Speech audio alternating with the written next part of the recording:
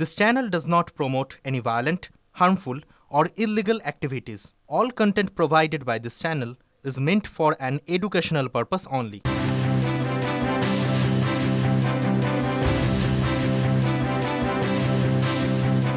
দেখুন এসআইআর চলছে, এসআইআর এর দ্বিতীয় পর্ব চলছে, অর্থাৎ শুনানি পর্ব চলছে। এতদিন নো ম্যাপিং ভোটারদেরকে ডাকা হয়েছিল, সংখ্যাটা 30 লাখ। আর এই মুহূর্তে যে খবর ব্রেক করছি আমরা, প্রয়োজনী ম্যাপিং ভোটারদের এবার ডাকা হবে, সংখ্যাটা 24 লাখ।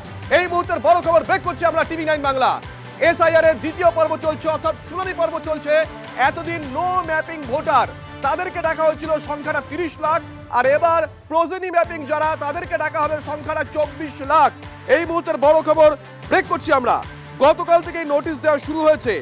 6 বা তার বেশি ভোটার একই মা বাবার সন্তান বলে তালিকায় নাম তুলেছেন, তাদেরকে শুনানিতে ডাকার সিদ্ধান্ত নিয়েছে নির্বাচন কমিশন।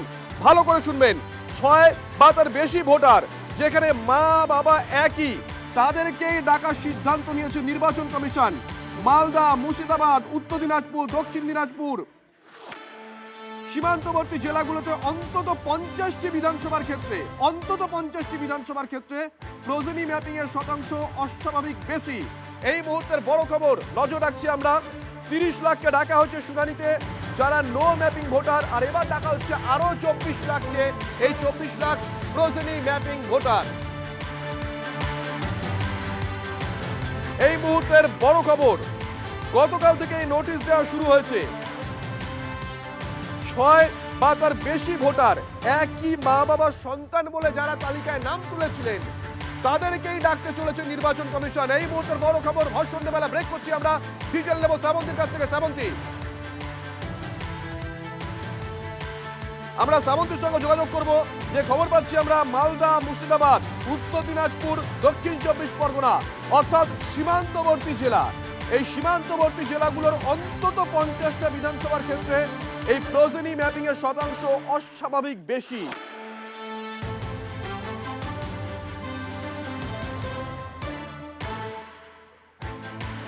যে খবরের দিকে নজর রাখছি আমরা,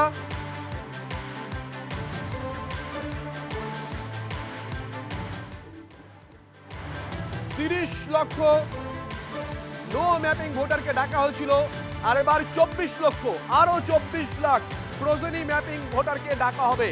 বিস্তারিত জানবো কাদেরকে ডাকা হবে, এখনো পর্যন্ত কমিশন কি ঠিক করেছে, কোন নির্দিষ্ট জায়গা রয়েছে কি?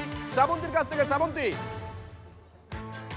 দেখো এখনো পর্যন্ত যেরকমটা প্রথমে কমিশন জানিয়েছিল যে কাদেরকে প্রথমে হিয়ারিং এর নোটিশ দেওয়া হবে, সেখানে আমরা দেখেছি যে এখনো পর্যন্ত যাদের 2002 ভোটার তালিকায় সরাসরি নাম নেই তাদেরকে প্রাথমিকভাবে ডেকে পাঠানো হয়েছে। যদিও শুনানি ক্ষেত্রে বহু মানুষ এমন দাঁড়িয়েছেন যাদেরকে 2002 ভোটার তালিকায় নাম রয়েছে, তাদেরকে ডেকে পাঠানো হয়েছে।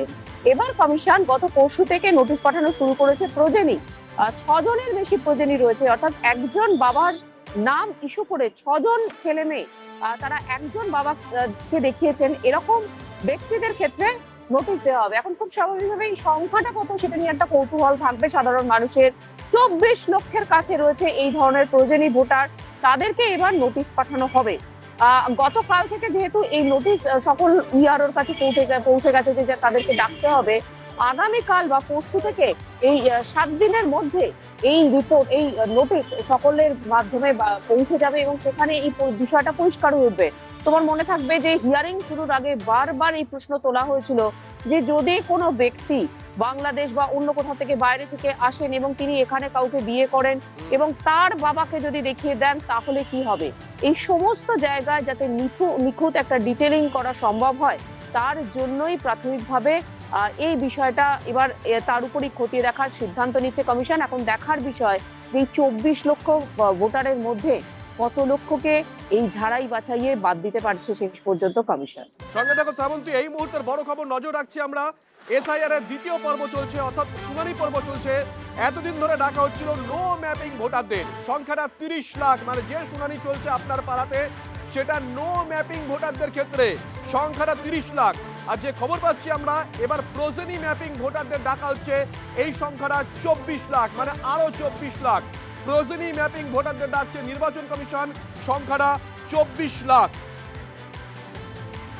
যাদের যাদের শুধুমাত্র কোনো কারণে হিয়ারিংয়ে ডাকতে হয়েছে, কোনো কারণে ম্যাপিং হচ্ছে না বা কোনো কারণে কোনো একটা কাগজপত্র একটা গরমিল পাওয়া গেছে, হাতে গোনা কয়েকজন হবে, তাহলে তাদের বাড়িতে বাড়িতে গিয়ে তাদের এই ভেরিফিকেশনটা করতে অসুবিধাটা কী ছিল? আমরা তো প্রত্যেকটা রাজনৈতিক দল ইলেকশন কমিশনকে সাধুবাদ জানিয়েছিলাম সেদিন। তাহলে যে প্রসেসটা তারা নিজেরাই চালু করেছিল, হঠাৎ করে সেটাকে এক্ষেত্রে করলো না। তারপরে এত সমালোচনার পরে যাও বা চালু হলো, তাও কোনো জায়গায় হচ্ছে, কোনো জায়গায় হচ্ছে না। সুতরাং এসআইআর প্রক্রিয়ার মধ্যে যে একটা মস্তিষ্কবিহীন তড়িঘড়ি হয়েছে পশ্চিমবাংলায়, এই নিয়ে তো কোনো সন্দেহের অবকাশ নেই। তো ইলেকশন কমিশনকেও বারবার স্বীকার করতে হয়েছে। অন্যদিকে অভিষেক জ্ঞানেশ কুমারের যে বিতণ্ডা, সেই বিতণ্ডার পরপরই কিন্তু পুরনো একটা বিতর্ক আবার মাথা চাড়া দিচ্ছে। এক্ষেত্রে জানতে পারা যাচ্ছে ময়না এবং বারুইপুরের দুই AEROর বিরুদ্ধে ডিইওকে নির্বাচন কমিশনের তরফ থেকে, সিইও দপ্তরের তরফ থেকে FIR করতে নির্দেশ দেওয়া হয়েছে। SIR শুরু হওয়ার আগেই বারুইপুর পূর্ব এবং ময়নার AEROদের বিরুদ্ধে FIR এর নির্দেশ দিয়েছিল সিইও দপ্তর। ভোটার তালিকায় ব্যাপক গড়মিলের অভিযোগ ওঠে দুই WBCS অফিসারের বিরুদ্ধে। ওই নির্দেশ সত্ত্বেও ওই দুই অফিসারকে সাসপেন্ড করলেও তাদের বিরুদ্ধে FIR করেনি রাজ্য। এবার আবারও নির্দেশ, করা নির্দেশ। আমি একটু ডিটেলে জানবো আমার সহকর্মী শ্রাবন্তীর কাছ থেকে। শ্রাবন্তী, আসলে 5ই আগস্টের ঘটনা, অর্থাৎ এই ড্রাফট তালিকা প্রকাশের অনেকটা আগে কারচুপির ঘটনা ঘটেছিল, এবং কারচুপি হলে ভোটার তালিকায় যদি এই SIR এর তালিকায় যদি কোনো রকম কারচুপি হয় তাহলে কোনোভাবেই বরদাস্ত করা হবে না বলে কমিশন জানিয়ে দিয়েছিল। কি হয়েছিল সেখানে অভিযোগ উঠেছিল যে এই AERO, দুজন AERO, দুজন ERO এবং যারা ডাটা এন্ট্রি অপারেটর, তাদের বিরুদ্ধে নির্দিষ্টভাবে অভিসন্ধি নিয়ে বেশ কিছু নাম ঢুকিয়ে দেওয়ার, ভোটার তালিকায় নাম ঢুকিয়ে দেওয়ার অভিযোগ আসে। সেই অভিযোগের কোথাও গিয়ে সত্যতা খুঁজে পায়, এবং তোমার মনে থাকবে সেই সময় নির্বাচন কমিশন বা প্রথমে সাসপেন্ড করার নির্দেশ দেওয়া হয়েছিল, এবং FIR করার নির্দেশ দেওয়ার পরে রাজ্য সরকার যেহেতু সেটা মানেনি, মুখ্য সচিবকে পর্যন্ত তলব করা হয়েছিল দিল্লির দরবারে, কিন্তু তারপরেও FIR হয়নি, শুধুমাত্র মুখ্য সচিব ঘুরে এসে সাসপেন্ড করে দিয়েছিলেন। আজকের 5ই আগস্টের পরে, এতদিন পরে খসড়া তালিকা প্রকাশের পরে সরাসরি ডিইওকে এই 4 জনের বিরুদ্ধে FIR করার নির্দেশ দেওয়া হয়েছে। শ্রাবন্তী, ডিইওকে কোনো ডেডলাইন দেওয়া হয়েছে যে অমুক দিনের মধ্যে এই বিষয়টা করতে হবে? তার কারণ এর আগে তো এক্ষেত্রে গাফিলতি ছিল। সাধারণভাবে 24 থেকে 48 ঘন্টার একটা সময় থাকে, তার মধ্যেই FIR করার নির্দেশ করতে হবে। এখন যেটা মনে করা হচ্ছে যে রাজনৈতিক কি তাহলে কোনো একটা কারণেই এই ধরনের একটা কড়া পদক্ষেপ নেওয়া হলো। সম্প্রতি আমরা দেখেছি যে অভিষেক বন্দ্যোপাধ্যায় তিনি দিল্লিতে গিয়ে সরাসরি জ্ঞানেশ কুমারকে চ্যালেঞ্জ করেছিলেন। তিনি গোটা SIR প্রক্রিয়া নিয়ে একাধিক প্রশ্ন তুলেছিলেন, এবং বিভিন্ন জায়গায় বারবার কমিশনের বিরুদ্ধে অভিযোগ উঠেছে। তাহলে কি সত্যি কমিশনের কোনো সরাসরি পদক্ষেপ নেবার ক্ষমতা রয়েছে? কমিশন যা যা সাংবিধানিক ডিউটিস গুলো করে এবং যা যা ক্ষমতার কথা বলে, সেটা প্রতিনিয়ত যদি দেখা যায়, সত্যি কি তার কোনো ইমপ্লিমেন্টেশন, তার প্রয়োগ কিছু রয়েছে? আজকের মনে করা হচ্ছে যে ডিইওকে সরাসরি FIR করার নির্দেশের মাধ্যমে কমিশন কতখানি কড়া হতে পারে, সেই বার্তাই দিতে চাইছে কমিশন জাতীয় আরো নির্বাচন একবার কড়া করে দিল। একেবারেই তাই, ধন্যবাদ শ্রাবন্তী। এবং সেই সময় যখন অভিষেক জ্ঞানেশ বিতণ্ডার ঠিক পরপর এই পুরনো বিতর্ক কিন্তু মাথা চাড়া দিল। আপনাদের আরো একবার জানাই, ময়না এবং বারুইপুরের দুই AEROর বিরুদ্ধে ডিইওকে আবারও FIR করতে নির্দেশ দিয়েছে সিইও দপ্তর। এই মুহূর্তে আমার সঙ্গে টেলিফোন লাইনে রয়েছেন তৃণমূল কংগ্রেস মুখপাত্র অরূপ চক্রবর্তী। অরূপ, আমি আপনার কাছে জানতে চাইবো যে এর আগে যাদেরকে সাসপেন্ড করা হয়েছিল, কিন্তু FIR এর নির্দেশটা একটু কড়াভাবেই এবার সিইও দপ্তরের কাছ থেকে আসলো, কি বলবেন? আজকে নির্বাচন কমিশনের যদি ন্যূনতম গায়ে মানুষের চামড়া থেকে থাকে, সবার আগে উচিত সেই আধিকারিকদের বিরুদ্ধে FIR করা যাদের জন্য জীবিত মানুষকে মৃত দেখানো হয়েছে। আজকে অভিষেক ব্যানার্জি তার সবাই 3 জন মানুষকে উপস্থিত করেছিলেন যারা বেঁচে রয়েছেন। এই নির্বাচন কমিশন অসভ্য বর্বর বিজেপির কথায় তাদেরকে মৃত বানিয়ে দিচ্ছে। তাদের বিরুদ্ধে FIR করার হিম্মত হবে জ্ঞানেশ কুমারের? বড় বড় জ্ঞানের ডায়লগ দিচ্ছে। বাংলার মানুষকে কি ভেবেছে এই জমিদাররা? এরা জানে না বাংলার মাটি চিরকাল যারা অত্যাচারী তাদের বিরুদ্ধে রুখে দাঁড়িয়েছে। আজকে অভিষেক ব্যানার্জির যত সভা হচ্ছে তত বেশি করে বিজেপি এবং নির্বাচন কমিশনের আশঙ্কার মেঘ ঘনিয়ে আসছে। তার জন্য এইসব FIR এর গল্প দিয়ে লাভ নেই। বাংলার মানুষ আসল FIR করবে 2026-এর এই বিধানসভা নির্বাচনে, এবং এই FIR এ যারা বাংলা ছাড়া হবে তার নাম ভারতীয় জনতা পার্টি। যতই করুক হামলা, আবার জিতবে বাংলা। ধন্যবাদ অরূপ।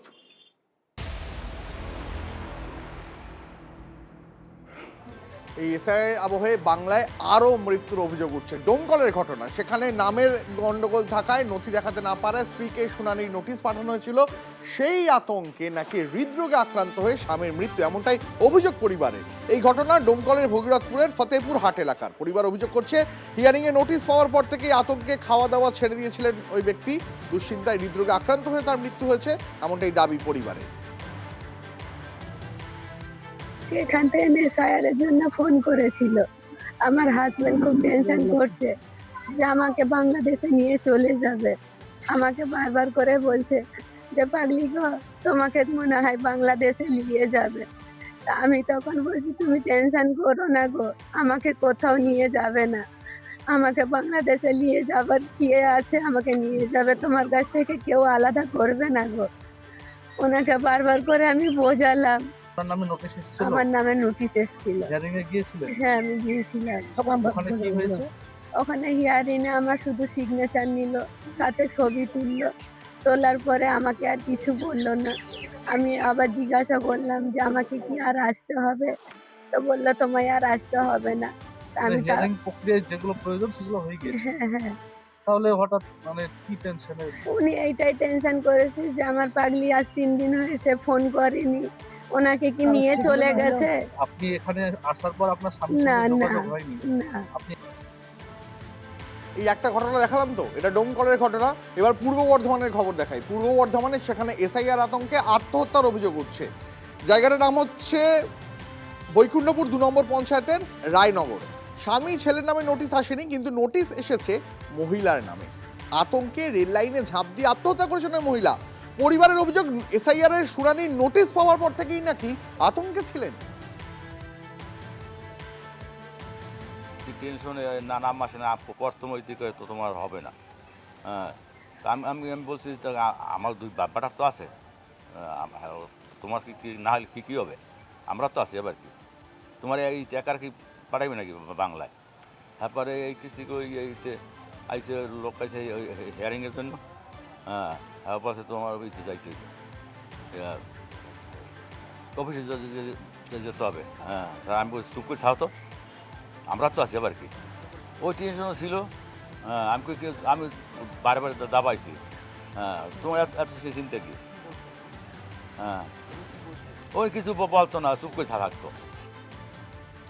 দেখুন, হিয়ারিং চলছে গোটা রাজ্য জুড়ে, বিভিন্ন জায়গা থেকে বিভিন্ন ছবি উঠে আসছে, বিভিন্ন অভিযোগ উঠে আসছে। আর এবার আপনাদেরকে মুর্শিদাবাদের কান্দির একটা ছবি দেখাবো। ছবিটা দেখুন, তারপরে ডিটেল বলছি আমরা। এই ছবি মুর্শিদাবাদের কান্দির ছবি। 2 জন বৃদ্ধাকে অ্যাম্বুলেন্স করে নিয়ে যাওয়া হলো শুনানি কেন্দ্রে, মানে যেখানে হিয়ারিং হচ্ছে সেই হিয়ারিং সেন্টারে। ছবিটা একবার দেখুন, যে ছবি আপনাদেরকে আমরা দেখাচ্ছি। দেখুন, কমিশনের তরফ থেকে স্পষ্ট জানিয়ে দেওয়া হয়েছে 85 ঊর্ধ্ব যারা রয়েছেন, বয়স্ক প্রবীণ মানুষ যারা রয়েছেন, তাদেরকে যদি হিয়ারিং সেন্টারে দেখা যায় তাহলে বিএলওর বিরুদ্ধে ব্যবস্থা নেওয়া হবে। খুব ভালো কথা, কিন্তু বয়সটা যদি 85-র নিচে হয়, ধরুন 80, 81, 82, 83, 84, সেক্ষেত্রে কেউ যদি অসুস্থ হয় সেক্ষেত্রে এই প্রশ্নই কিন্তু ইতিমধ্যে অনেকে তুলতে শুরু করে দিয়েছে।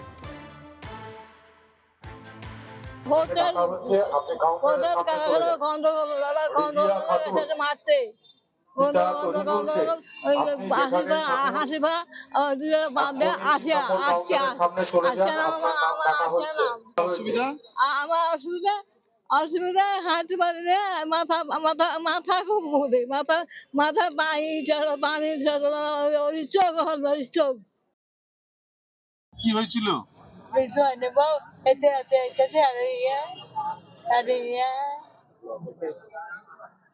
আপনার কি নাম? আমার নাম মাকসুরা। কি করতে এসেছিলেন এখানে?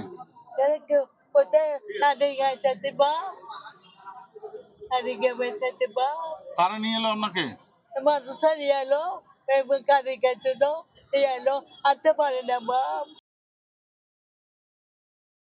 এই এসআইআর এর নামে মানুষকে লাইনে দাঁড়ানো, মানুষকে হয়রান করা, মানুষের মৃত্যু, এগুলো ঘটছে প্রতিনিয়ত। তাই এই 2 মহিলার কি অন্যায় বলুন তো? বংশ পরম্পরায় এই বয়স্ক মানুষটার কি অন্যায় বলুন? এরা রোহিঙ্গা, এরা বাংলাদেশি? জিজ্ঞেস করবো বিজেপি পার্টিকে। তৈরি থাকুন, নতুন বছরে নতুন শপথ, বিজেপির বিদায় এই বাংলা থেকে। নদিয়ার চাপড়ার শিখরা কলোনির ঘটনা এবার আপনাদের দেখাবো। ঘটনা নয়, সেই ছবি আপনাদের দেখাবো। অসুস্থ, স্ট্রেচারে করে শুনানিতে আসছেন বৃদ্ধ। জানানো হয়েছে যে এক্ষেত্রে আগে জানানো হয়েছিল বিষয়টি, কিন্তু কোনো রকম কাজ দেয়নি। অসুস্থ, হাঁটা চলার ক্ষমতা নেই, 2002-এর তালিকায় নাম না থাকায় হিয়ারিংয়ে ডাক পড়ে। পরিস্থিতি জানিয়ে বাড়িতে শুনানির আবেদন করা হলেও কোনো রকম সে আবেদনে কাজ দেয়নি। ফলে স্ট্রেচারে করে আনতে হয়েছে শুনানি কেন্দ্রে। তার অভিযোগ পরিবারের তরফ থেকে করা হয়েছে। দেখুন সেই ছবি। স্ট্রেচারে করে অসুস্থ বৃদ্ধ, তিনি আসছেন, প্রায় 80-র ওপর তার বয়স। শুনানিতে। সেখানে উনি অসুস্থ ব্যক্তি, টেসারে উনি তো হাঁটতে পারবে না, সেখানে টেসারে করে আমাদের নিয়ে আসতে হয়েছে। ইয়েলো ম্যাডামকে তো অবশ্যই মনে হয় জানায়নি, জানালে তো অবশ্যই বলতো যে না আমাদের যেসব বয়স্ক ব্যক্তিরা আছে, অসুস্থ ব্যক্তি আছে, তাদেরকে বাড়ি বাড়ি হিয়ারিং আমরা নিজেরা করাবো, কিন্তু আশা করা যায় বিএলওদের জানায়নি। অসুস্থ, আর তারপরে ওনার মানে মানে ঠিক মতো কাগজপত্র নেই। কিন্তু নির্বাচন কমিশনের নির্দেশ যে আপনার বাড়িতে বাড়িতে গিয়ে ইয়ে করতে হবে, সেক্ষেত্রে কেন হলো না?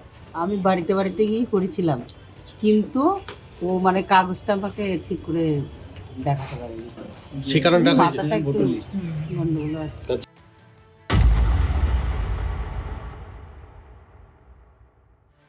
নতুন বছরের শুরুটা দিলীপ ঘোষের ভালোই হলো।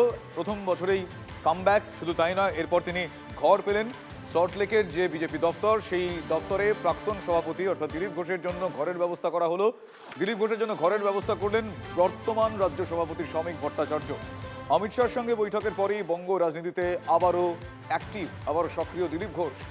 দিলীপের কর্মসূচিতে অনুমোদনের পর এবার দেওয়া হলো তাকে আলাদা ঘর। ভোটের আগে বড় কোনো দায়িত্ব পেতে চলেছেন কি দিলীপ, এ প্রশ্ন নিয়ে এই মুহূর্তে জল্পনা তুঙ্গে।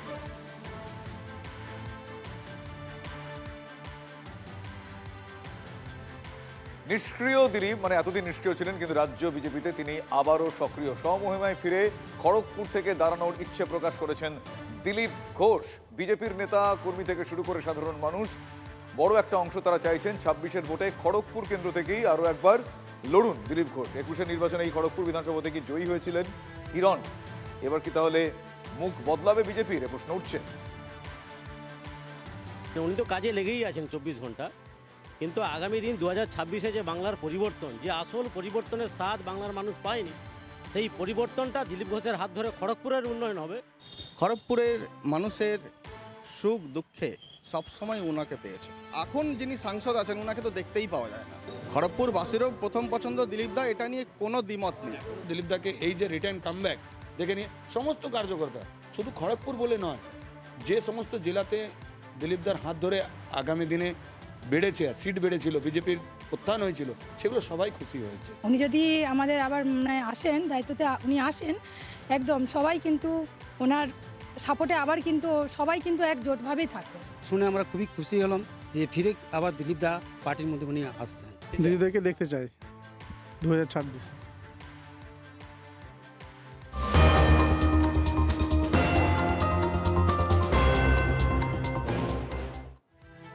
একসঙ্গে এবার পরপর সভা। দিলীপ ঘোষ, শ্রমিক ভট্টাচার্যের আগামী 6 জানুয়ারি রানাঘাটে সভা করবেন দুজন। 7 তারিখ ব্যারাকপুরে সভা হওয়ার সম্ভাবনা। উত্তরবঙ্গে একাধিক সভা করার কথা রয়েছে তাঁদের। বিজেপি সূত্রে খবর, 8ই জানুয়ারি কোচবিহার, 9 তারিখ জলপাইগুড়ি এবং 10 তারিখ আলিপুরদুয়ারে রাজ্য বিজেপির বর্তমান এবং প্রাক্তন সভাপতির একসঙ্গে সভা রয়েছে। আমার সহকর্মী প্রদীপ্ত কান্তি ঘোষ এই মুহূর্তে আমার সঙ্গে টেলিফোন লাইনে রয়েছেন। প্রদীপ্ত, এই মুহূর্তে এটা অত্যন্ত গুরুত্বপূর্ণ বিষয়, তার কারণ বিজেপির ভোটের একদম প্রাক্কালে বিজেপির প্রাক্তন এবং বর্তমান রাজ্য সভাপতি তারা একসঙ্গে সভা করছেন। কোন বার্তা দেওয়ার চেষ্টা? দেখো, সংঘবদ্ধ বিজেপিকে দেখা যাবে। গতকাল দিলীপ ঘোষের সঙ্গে বৈঠকের পর শ্রমিক ভট্টাচার্য এটা জানিয়েছিলেন এবং সেই সংঘবদ্ধ বিজেপিকে তুলে ধরার বার্তাই দেওয়া হবে এই সভা থেকে, এবং যার সূচনা হতে চলেছে আগামী 6ই জানুয়ারি। আর রানাঘাটে কর্মসূচি করবেন শ্রমিক ভট্টাচার্য এবং দিলীপ ঘোষ। তারপর 7ই জানুয়ারি ব্যারাকপুর, এবং তারপরে আর 3 দিনের জন্য তারা চলে যাবেন উত্তরবঙ্গে কোচবিহার, আলিপুরদুয়ার এবং জলপাইগুড়িতে। তাদের 8, 9, 10 তারিখ সভা রয়েছে। তারপর দিলীপ ঘোষ আবার ফিরে আসবেন। তিনি তার যে নিজের পুরনো এলাকা মেদিনীপুরে নিজের মতো করে কর্মসূচি করবেন। আবার 13 তারিখে শ্রমিক ভট্টাচার্য, দিলীপ ঘোষকে একসঙ্গে দেখা যাবে, তেমনটাই আমরা বিজেপি সূত্রে জানতে পারছি। এবং অমিত শাহ যেভাবে একটা কথা আপনাকে বলছি, দিলীপ ঘোষকে তো কাঁচি করেছিল বিজেপির লোকেরা, দিলীপ ঘোষকে তো আমরা কাঁচি করিনি, তাই না? ওনার এখন যে আক্ষেপ, ওনাকে কেন জেতা আসন থেকে সরিয়ে কেন ওখানে ওনাকে বর্ধমানে পাঠানো হয়েছিল? সিপিএম কি, তৃণমূল কি, কংগ্রেস তো পাঠায়নি, পাঠিয়েছিল তো বিজেপির লোকেরাই পাঠিয়েছিল। ওনার আক্ষেপ, উনি মমতা ব্যানার্জির সঙ্গে দীঘায় মন্দির উদ্বোধন করছিলেন বা উদ্বোধনে গেছিলেন, পরের দিন কেন ওনার গাড়ি ঘেরাও করে ভাঙচুর করা হলো? আমাদের লোকেরা তো করেনি। গদ্দার বলে ওনার গাড়ি ভাঙচুর শুভেন্দুর অধিকারীর লোকেরা করেছিল মেদিনীপুরে। সুতরাং ওনাকে যারা বিজেপি কাছে করেছিল, বিজেপি আবার ওনাকে গাছে তুলছে, তাহলে আমাদের কি করার আছে? বিজেপি নেতা বিজেপি করছেন। ঠেলায় না পড়লে বেড়াল গাছে ওঠে না। এখন ঠেলায় পড়েছে, দিলীপ ঘোষকে নিয়েও বেড়ালকে গাছে উঠতে হচ্ছে। যে দিলীপ ঘোষকে কদিন আগে প্রধানমন্ত্রী সভায় ঢুকতে দেয়নি, যে দিলীপ ঘোষকে কদিন আগে কোনো সভা সমিতিতে দেখলে, শুধু তাই না, দিলীপ ঘোষের বাড়ি ঘেরাও করেছে মেদিনীপুরে গিয়ে শুভেন্দুর লোকজন। আপনারা সেই খবর দেখেইছেন, দিলীপ ঘোষের গাড়ি ঘেরাও করে কালো পতাকা দেখিয়ে গো ব্যাক স্লোগান দেওয়া হয়েছে। দিলীপ ঘোষ দালাল, এইসব গালিগালাজ করা হয়েছে। এখন দিলীপ ঘোষের হাতটা তখন কালো ছিল, এর মধ্যে কি ফেয়ার অ্যান্ড লাভলি মেখে ফেললো? কালো দিলীপ ঘোষের হাত সাদা হয়ে গেছে? কি মেখেছে এটা জানান না, কোন ফেয়ারনেস ক্রিম মেখেছে? আমরাও তার একটু মেখে চেষ্টা করব। বঙ্গ বিজেপির অবস্থা হচ্ছে ভেন্টিলেশনে যাওয়া পেশেন্ট যার ব্রেন ডেড হয়ে গেছে, এই পেশেন্টের রিভাইভালের কোনো চান্স নেই। শুভেন্দু অধিকারীর বিরুদ্ধে চাঁচল থানায় অভিযোগ দায়ের মালদা জেলা তৃণমূলের সহ সভাপতি প্রসূন বন্দ্যোপাধ্যায়। উস্কানিমূলক মন্তব্যের অভিযোগ এবং প্রসূন বন্দ্যোপাধ্যায়কে ব্যক্তিগত আক্রমণের অভিযোগ। শুভেন্দুর দেহরক্ষীর অপমৃত্যু নিয়েও তদন্তে চাঞ্চল্যকর তথ্য উঠে আসছে বলে দাবি করেছেন তৃণমূল নেতা।